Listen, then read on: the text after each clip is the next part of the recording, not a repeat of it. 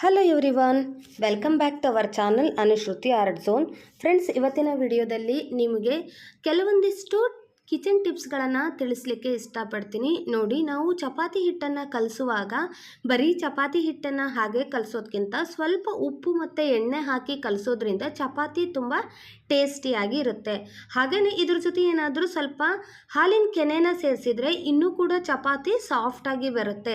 ಬೆಳಗ್ಗೆ ಮಾಡಿರೋ ಚಪಾತಿ ರಾತ್ರಿವರೆಗೂ ಕೂಡ ಸಾಫ್ಟಾಗೇ ಇರಬೇಕು ಅಂದರೆ ಚಪಾತಿ ಹಿಟ್ಟು ಕಲಿಸುವಾಗ ಸ್ವಲ್ಪ ಅದಕ್ಕೆ ನೀವು ಹಾಲಿನ ಕೆನೆನ ಮಿಕ್ಸ್ ಮಾಡಿಬಿಟ್ಟು ಕಲಿಸೋದ್ರಿಂದ ಬೆಳಗ್ಗೆಯಿಂದ ಸಂಜೆವರೆಗೂ ಕೂಡ ಚಪಾತಿ ನೀವು ಹೇಗೆ ಮಾಡಿರ್ತೀರಲ್ವ ಅದೇ ರೀತಿ ಸಾಫ್ಟಾಗೇ ಇರುತ್ತೆ.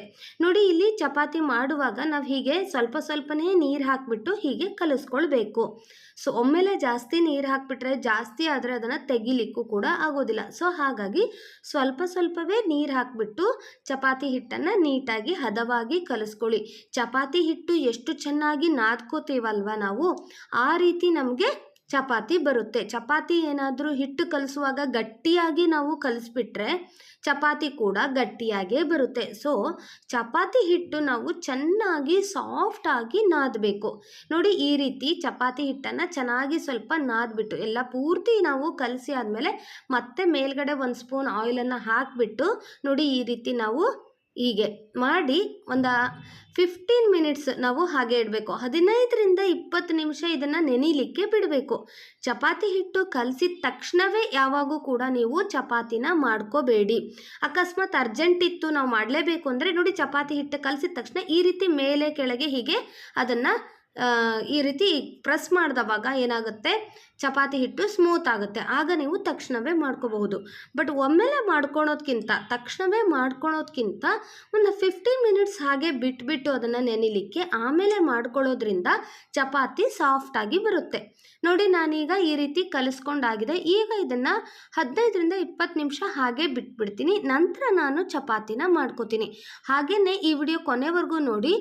ಮಕ್ಕಳಿಗೆ ನೀವು ಊಟ ಮಾಡಿಸ್ಲಿಕ್ಕೆ ಕಷ್ಟಪಡೋದೇ ಬೇಕಾಗಿಲ್ಲ, ಆ ಥರ ನಾನು ಟಿಪ್ಸನ್ನು ತಿಳಿಸ್ತಾ ಇದ್ದೀನಿ. ಸೊ ಎಂಡ್ವರೆಗೂ ಎಲ್ಲರೂ ಕೂಡ ನೋಡಿ, ಮಕ್ಕಳಿರೋ ಮನೆಗಳಲ್ಲಿ ಚಪಾತಿನ ಒಂದು ತಿಂದುಬಿಟ್ರೆ ಸಾಕು ಮತ್ತೆ ಬೇಡ ಅಂತಾರೆ. ಸೊ ನಾನು ತಿಳಿಸ್ಕೊಡ್ತಿರೋ ಟಿಪ್ಸನ್ನು ಫಾಲೋ ಮಾಡಿದರೆ ನಿಮಗೆ ಈಸಿ ಆಗುತ್ತೆ.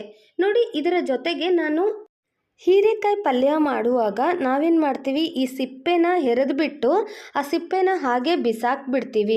ಬಟ್ ಬಿಸಾಕೋ ಬದಲು ಆ ಸಿಪ್ಪೆನ, ಈ ಹೀರೆಕಾಯಿನ ಚೆನ್ನಾಗಿ ತೊಳೆದ್ಬಿಟ್ಟು ಆ ಸಿಪ್ಪೆನ ಹಾಗೆ ಇಟ್ಕೊಂಡು ಅದನ್ನು ಚಟ್ನಿ ಮಾಡಿ ಕೂಡ ನಾವು ಬಳಸಬಹುದು. ಏನು ದುಬಾರಿ ಆಗಿದೆ ಅಲ್ವಾ ಇವಾಗ ತರಕಾರಿ ಅಂತೂ. ತರಕಾರಿ ಯಾವುದನ್ನು ತಿನ್ನೋಕ್ಕಾಗಲ್ಲ, ಅಷ್ಟು ದುಬಾರಿ ಆಗಿಬಿಟ್ಟಿದೆ.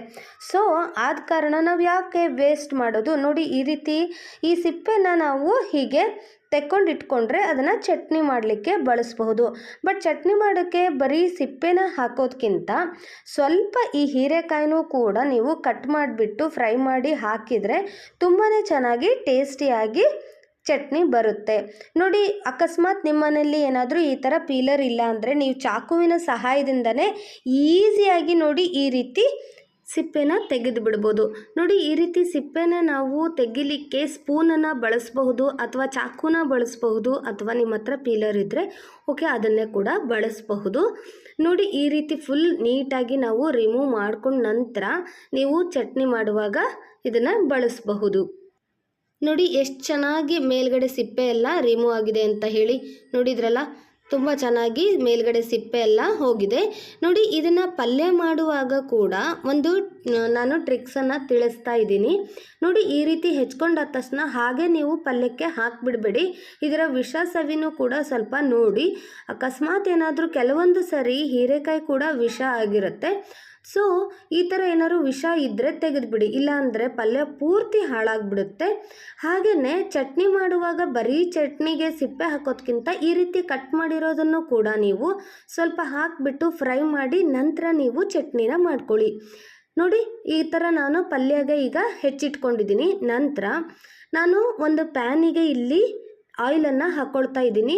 ಹಾಗೆಯೇ ಮಕ್ಕಳಾಗಲಿ ಅಥವಾ ದೊಡ್ಡವರಾಗಲಿ ನಾವು ಬಿಳೆ ಎಳ್ಳನ್ನು ತಿನ್ನೋದು ಸ್ವಲ್ಪ ಕಮ್ಮಿ. ಪಂಚಮಿ ಹಬ್ಬ ಇದ್ದಾಗ ಮಾತ್ರ ನಾವು ಎಳ್ಳಿನ ಉಂಡೆ ತಿಂತೀವಿ ಅಲ್ವಾ, ಅದರ ಮಿಡಲ್ನಲ್ಲಿ ಎಳ್ಳನ್ನು ತಿನ್ನೋದು ಸ್ವಲ್ಪ ಕಮ್ಮಿನೇ. ಸೊ ಹಾಗಾಗಿ ನಾನೇನು ಮಾಡ್ತೀನಿ, ಅಡುಗೆ ಮಾಡುವಾಗ ಒಗ್ಗರಣೆ ಹಾಕುವಾಗ ಎಲ್ಲದಕ್ಕೂ ಕೂಡ ನಾನು ಸಾಸಿವೆ ಜೀರಿಗೆ ಜೊತೆಗೆ ಸ್ವಲ್ಪ ಬಿಳೆ ಎಳ್ಳನ್ನು ಕೂಡ ನಾನು ಹಾಕ್ಕೊಡ್ತೀನಿ.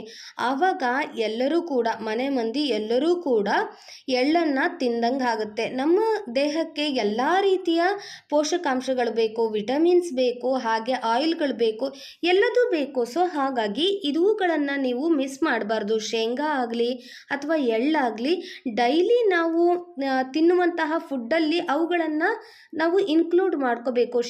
ನೋಡಿ, ಪಲ್ಯಗೆ ಒಗ್ಗರಣೆ ಹಾಕುವಾಗ ನಾನು 2-3 ಸ್ಪೂನಿನಷ್ಟು ಆಯಿಲನ್ನು ಹಾಕ್ಕೊಂಡ್ಬಿಟ್ಟು ಅದಕ್ಕೆ ಸಾಸಿವೆ ಜೀರಿಗೆ ಹಾಗೆ ಬಿಳೆ ಎಳ್ಳನ್ನು ನಾನು ಇಲ್ಲಿ ಹಾಕ್ಕೊಂಡಿದ್ದೀನಿ. ನೋಡಿ, ಇದು ನೀಟಾಗಿ ಚಟಪಟ ಅನ್ನಬೇಕು. ಆಗ ನಾನು ಸ್ವಲ್ಪವೇ ಸ್ವಲ್ಪ ಉದ್ದಿನಬೇಳೆನ ಹಾಕ್ಕೊಂಡಿದ್ದೀನಿ. ಇದು ಎಕ್ಸ್ಟ್ರಾ ಫ್ಲೇವರ್ನ ಕೊಡುತ್ತೆ.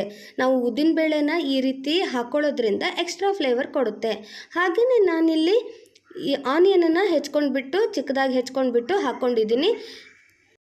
ನಾನಿಲ್ಲಿ ತಿಳಿಸ್ಕೊಡ್ತಾ ಇರೋದು ನಮ್ಮ ಮನೆಯಲ್ಲಿ ನಾನು ಹೇಗೆ ಪಲ್ಯ ಮಾಡ್ತಿದ್ದೀನಿ ಅಂತ ಹೇಳಿ ತಿಳಿಸ್ಕೊಡ್ತಾ ಇದ್ದೀನಿ. ಇದರ ಮಧ್ಯದಲ್ಲಿ ನಿಮಗೆ ಕೆಲವೊಂದಿಷ್ಟು ಟಿಪ್ಸ್ಗಳನ್ನು ಶೇರ್ ಮಾಡ್ತಾ ಇದ್ದೀನಿ. ಹಾಗೆಯೇ ಪಲ್ಯ ಎಕ್ಸ್ಟ್ರಾ ಟೇಸ್ಟಿಯಾಗಿ ಬರಬೇಕು ಅಂದರೆ ಏನು ಮಾಡಬೇಕು ಅದಕ್ಕೂ ಕೂಡ ನಾನು ಇಲ್ಲಿ ಟಿಪ್ಸನ್ನು ಶೇರ್ ಮಾಡ್ತಾ ಇದ್ದೀನಿ. ಸೊ ಮಿಸ್ ಮಾಡದೆ ಕೊನೆವರೆಗೂ ನೋಡಿ. ಈರುಳ್ಳಿ ಚೆನ್ನಾಗಿ ಈ ರೀತಿ ಫ್ರೈ ಆದ ನಂತರ ನೋಡಿ, ಈ ರೀತಿ ಫ್ರೈ ಮಾಡುವಾಗ ಎಕ್ಸ್ಟ್ರಾ ನಾವು ಪ್ಲೇಟನ್ನು ಈ ರೀತಿ ಹೀಗೆ ಗ್ಯಾಸ್ ಪಕ್ಕದಲ್ಲಿ ಅಥವಾ ಗ್ಯಾಸ್ ಮೇಲ್ಗಡೆ ಹೀಗೆ ಇಟ್ಕೋಬೇಕು. ಸಾಂಬಾರಿನ ಸೌಟಾಗಲಿ ಅಥವಾ ಪಲ್ಯದ್ದಾಗಲಿ ಯಾವುದ್ರದ್ದೇ ಆಗಲಿ ಅನ್ನದ್ದಾಗಲಿ ನಾವು ಮಾಡುವಾಗ ಆ ಸೌಟನ್ನು ಹಾಗೆ ಗ್ಯಾಸ್ ಮೇಲಾಗಲಿ ಅಥವಾ ಕೆಳಗಡೆ ಹಾಗೆ ಇಡ್ಕೊಡ್ದು. ಸೊ ಹಾಗಾಗಿ ನಾನೇನು ಮಾಡ್ತೀನಿ, ಒಂದು ಎಕ್ಸ್ಟ್ರಾ ಪ್ಲೇಟನ್ನು ಈ ರೀತಿ ಇಟ್ಕೊಂಡಿರ್ತೀನಿ. ಆಗ ನಾವು ಫ್ರೈ ಮಾಡಿಬಿಟ್ಟು ನಂತರ ಆ ಸೌಟನ್ನು ನೀಟಾಗಿ ಅದರ ಮೇಲೇ ಇಟ್ಕೋಬೋದು. ಆಗ ನಮ್ಮ ಸ್ಟವ್ ನೀಟಾಗೇ ಇರುತ್ತೆ, ಗಲೀಜಾಗೋದಿಲ್ಲ. ನೋಡಿ, ನಂತರ ನಾನು ಇಲ್ಲಿ ಹೆಚ್ಚಿಟ್ಕೊಂಡಿರುವಂಥ ಹೀರೆಕಾಯಿನ ಇದಕ್ಕೆ ಮಿಕ್ಸ್ ಮಾಡ್ಕೊಳ್ತೀನಿ. ಇದನ್ನು ಕೂಡ ಹಾಕುವಾಗ ನೀವು ಇದಕ್ಕೆ ಒಗ್ಗರಣೆಗೆ ಮೆಣಸಿನ್ಕಾಯಿ ಕೂಡ ಹಾಕ್ಬೋದು. ಬಟ್ ನಾನಿಲ್ಲಿ ಮೆಣಸಿನ್ಕಾಯಿ ಹಾಕಿಲ್ಲ. ನಾನು ಪಲ್ಯಕ್ಕೆ ಈಗ ಖಾರ ಪುಡಿನ ಬಳಸ್ತಾ ಇದ್ದೀನಿ. ಸೊ ಹಾಗಾಗಿ ನಾನು ಮೆಣಸಿನ್ಕಾಯಿನ ಹಾಕಿಲ್ಲ. ನೋಡಿ, ನಂತರ ನಾನಿಲ್ಲಿ ಸ್ವಲ್ಪ ಉಪ್ಪನ್ನು ಹಾಕಿಬಿಟ್ಟು ನಾನು ಇಲ್ಲಿ ಈಗ ಇದನ್ನು ಫ್ರೈ ಮಾಡ್ಕೋತೀನಿ. ಉಪ್ಪನ್ನು ಹಾಕಿದರೆ ಬೇಗನೆ ಇದು ಫ್ರೈ ಆಗಿಬಿಡುತ್ತೆ. ನಂತರ ಸ್ವಲ್ಪ ಅರಿಶಿನ ಪುಡಿನ ನಾನಿಲ್ಲಿ ಹಾಕ್ಕೊಳ್ತಾ ಇದ್ದೀನಿ.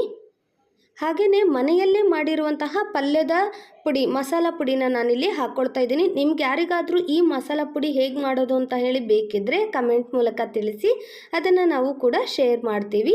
ನೋಡಿ, ಈ ಮಸಾಲ ಪುಡಿನ ನಾವು ಸಾಂಬಾರಿಗೆ ಕೂಡ ಬಳಸ್ಬಹುದು, ಹಾಗೆ ಪಲ್ಯಗಳಿಗೂ ಕೂಡ ಬಳಸಬಹುದು.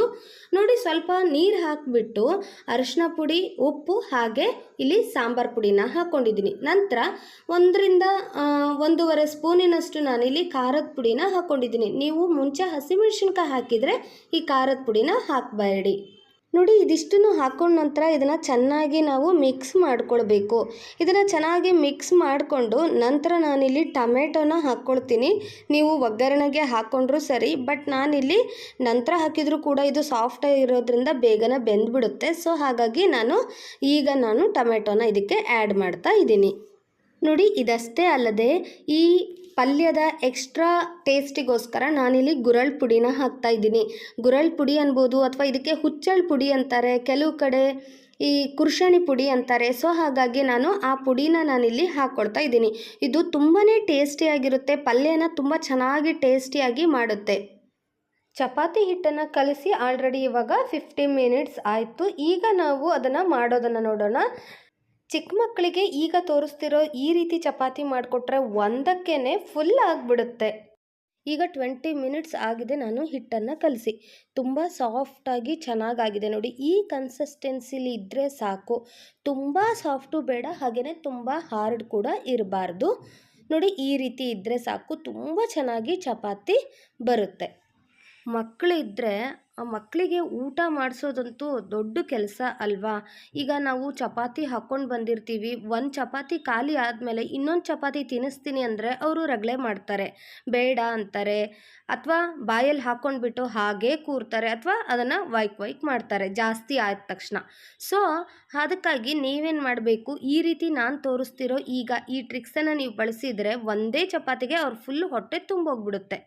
ನೋಡಿ, ನಾನಿಲ್ಲಿ 10 ಲೇಯರ್ ಚಪಾತಿನ ನಿಮಗೆ ತೋರಿಸ್ತಾ ಇದ್ದೀನಿ. ನೋಡಿ, ಈ ರೀತಿ ಚಿಕ್ಕದಾಗಿ ಪೂರಿ ಸೈಜಿನ ಚಿಕ್ಕದಾಗಿ ನಾನು ಇದನ್ನು ಚಪಾತಿನ ಹೀಗೆ ನೋಡಿ ಈ ರೀತಿ ಉಳ್ಳಿ ಮಾಡ್ಕೊಂಡಿದ್ದೀನಿ. ಇದನ್ನು ನೋಡಿ ಈ ರೀತಿ ಕೈಯಲ್ಲೇ ನಾನು ಇದು ಮಾಡ್ತಾ ಇದ್ದೀನಿ. ನೀವು ಬೇಕಿದ್ದರೆ ಈ ರೀತಿ ಲಟ್ಟಿಸ್ಕೊಂಡು ಕೂಡ ಮಾಡಬಹುದು, ಅಥವಾ ಎರಡೆರಡು ಕೂಡ ನೀವು ಹೀಗೆ ಮಾಡ್ಕೊಂಡ್ಬಿಟ್ಟು ಒಂದ್ರ ಮೇಲೆ ಹೀಗೆ ಇಟ್ಬಿಟ್ಟು ನೀವು ಅದನ್ನು ಮಾಡ್ಕೋಬಹುದು. ನಾನಿಲ್ಲಿ ಬರೀ ಹಿಟ್ಟನ್ನು ಹಚ್ಚಿಬಿಟ್ಟು ಇಲ್ಲಿ ಲಟ್ಟಿಸ್ಕೊಳ್ತಾ ಇದ್ದೀನಿ. ನೀವು ಸ್ವಲ್ಪ ಹಿಟ್ಟು ಸ್ವಲ್ಪ ಆಯಿಲು ಹಚ್ಚಿಬಿಟ್ಟು ನೀವು ಹೀಗೆ ಮಾಡ್ಕೊಂಡು ಬಿಟ್ಟರೆ ಚಪಾತಿ ಅಂತೂ ಅಬ್ಬಬ್ಬಾ ಏನು ಸಖತ್ತಾಗಿ ಆಗುತ್ತೆ ಗೊತ್ತಾ. ನೋಡಿ, ಈ ರೀತಿ ಲಟ್ಟಿಸ್ಕೊಂಡ್ಬಿಟ್ಟು ಅದನ್ನು 1 ಬೈ 1 ಮೇಲೆ ಹೀಗೆ ಇಟ್ಕೊಳ್ತಾ ಬನ್ನಿ. ನೋಡಿ, ಈ ರೀತಿ ನಾನು 10 ಮಾಡಿದ್ದೀನಿ. ಇಲ್ಲಿ ಒಂದೇ ಚಪಾತಿ, ಇದು 2 ಚಪಾತಿ ಆಗುವಷ್ಟಿದೆ. ಒಂದೇ ಚಪಾತಿ ಅವರಿಗೆ ಹೊಟ್ಟೆ ನಾವು ಒಂದು ಚಪಾತಿ ಮಾತ್ರ ತೊಗೊಬಂದಿದ್ದೀವಿ ಅಂತ ಅವ್ರಿಗೆ ಹೇಳಿದ ಹಾಗೂ ಆಗುತ್ತೆ, ಬಟ್ ನಮಗೆ ಆ ಕ್ವಾಂಟಿಟಿಯಲ್ಲಿ ಅವರಿಗೆ ತಿನ್ನಿಸ್ದ ಹಾಗೂ ಕೂಡ ಆಗುತ್ತೆ. ಅಷ್ಟು ಚೆನ್ನಾಗಾಗುತ್ತೆ. ಹಾಗೆಯೇ ಸ್ವಲ್ಪ ದಪ್ಪ ಮಾಡಿದವಾಗ ಚಪಾತಿ ಸಾಫ್ಟಾಗಿ ತುಂಬ ಚೆನ್ನಾಗಿ ಬರುತ್ತೆ. ಒಂದು ಸರಿ ಬೇಕಿದ್ದರೆ ನೀವು ಟ್ರೈ ಮಾಡಿ ನೋಡಿ. ನಾನು ಈ ಥರ ಒಂದ್ರ ಮೇಲೆ ಇದನ್ನು ಇಟ್ಬಿಟ್ಟು ಹೀಗೆ ನಿಧಾನವಾಗಿ ಹೀಗೆ ಪ್ರೆಸ್ ಮಾಡ್ತಾ ಇದ್ದೀನಿ. ನಂತರ ನೀವು ಇದನ್ನು 2 ಕಡೆ ಸ್ವಲ್ಪ ಆಯಿಲ್ ಅಥವಾ ಬೆಣ್ಣೆ ತುಪ್ಪ ಈ ರೀತಿ ಹಾಕಿಬಿಟ್ಟು ನೀವು ಬೇಯಿಸಿದರೆ ಆಯಿತು. ಆಹಾ, ಸಖತ್ತಾಗಿರುತ್ತೆ. ನೋಡಿ, ನಾನೀಗ ಆಲ್ರೆಡಿ ಇದನ್ನು ಮಾಡ್ಕೊಂಡು ಬಂದಿದ್ದೀನಿ. ನೋಡಿ, ಈಗ ಇದನ್ನು ಬೇಯಿಸೋದನ್ನು ನಿಮಗೆ ತೋರಿಸ್ತಾ ಇದ್ದೀನಿ.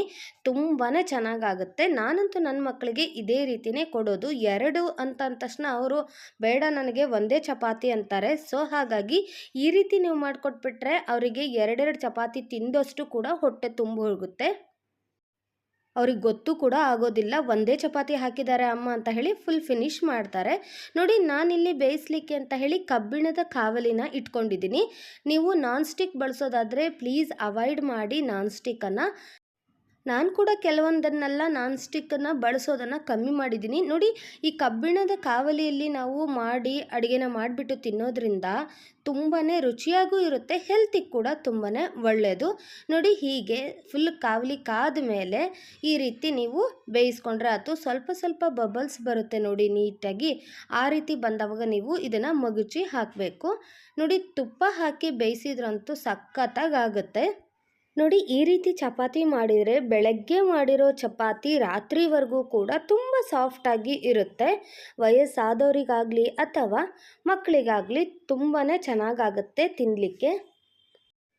ನೋಡಿ, ನಿಮಗೆಲ್ಲ ಈ ವಿಡಿಯೋ ಇಷ್ಟ ಆಯಿತು ಅಂದ್ಕೊಂಡಿದ್ದೀನಿ. ಇಷ್ಟ ಆದರೆ ಮರೀದೇನೆ ಲೈಕ್ ಮಾಡಿ, ಹಾಗೆ ನಿಮ್ಮ ಫ್ರೆಂಡ್ಸ್ ಆ್ಯಂಡ್ ಫ್ಯಾಮಿಲಿಗೂ ಕೂಡ ಶೇರ್ ಮಾಡಿ. ನೋಡಿ, 2 ಕಡೆನೂ ಕೂಡ ತುಂಬ ಸಾಫ್ಟಾಗಿ ಎಷ್ಟು ಚೆನ್ನಾಗಾಗಿದೆ ಅಂತ ಹೇಳಿ. ಈ ರೀತಿ ಮಾಡ್ಕೊಂಡು ಹೋಗಿಬಿಟ್ರೆ ಫುಲ್ ಹೊಟ್ಟೆ ತುಂಬ ಹೋಗಿಬಿಡುತ್ತೆ, ಮತ್ತು ಅವರು ರೈಸ್ ಕೂಡ ಕೇಳೋದಿಲ್ಲ, ಅಷ್ಟು ಚೆನ್ನಾಗಿ ಆಗುತ್ತೆ ಇದು. ಒಂದು ಸರಿ ಟ್ರೈ ಮಾಡಿ ನೋಡಿ. ಓಕೆ, ಹಾಗಾದರೆ ಸಿಗೋಣ ಮತ್ತೊಂದು ಇಂಟ್ರೆಸ್ಟಿಂಗ್ ಹಾಗೆಯೇ ಯೂಸ್ಫುಲ್ ವಿಡಿಯೋಂದಿಗೆ. ಬಾಯ್ ಹೇಳೋಕ್ಕೂ ಮುಂಚೆ ನಮ್ಮ ಚಾನಲ್ನ ಯಾರು ಸಬ್ಸ್ಕ್ರೈಬ್ ಮಾಡ್ದೇ ನೋಡ್ತಾ ಇದ್ದೀರಾ, ಪ್ಲೀಸ್ ಈಗಲೇ ಸಬ್ಸ್ಕ್ರೈಬ್ ಮಾಡಿ ಈ ಕನ್ನಡ ಚಾನಲ್ನ ಪ್ರೋತ್ಸಾಹಿಸಿ. ವಿಡಿಯೋ ನೋಡಿದ್ದಕ್ಕಾಗಿ ಧನ್ಯವಾದಗಳು.